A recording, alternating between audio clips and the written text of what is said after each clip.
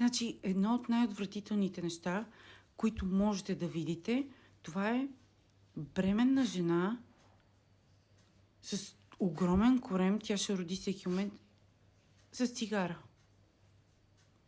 Днес в парка добре изглеждащо, добре облечено момиче, буквално ви казвам, че всеки момент ще роди, сяда на пейката и вади и си пали цигара.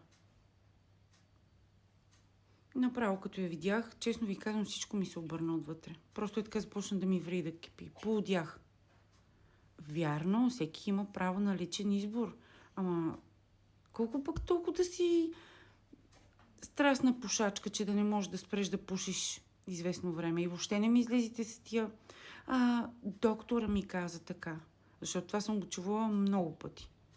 Доктора й бил казал, че понеже била пушач и рязкото спиране на цигарите било стрес за организма, щяло да навреди на плода.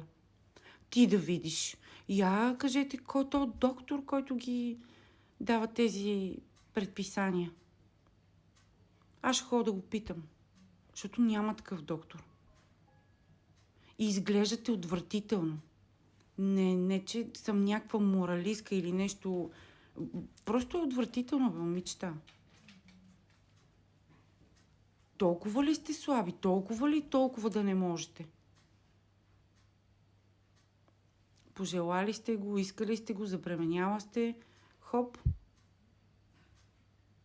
И с цигарата. Отвратително, разбирате ли?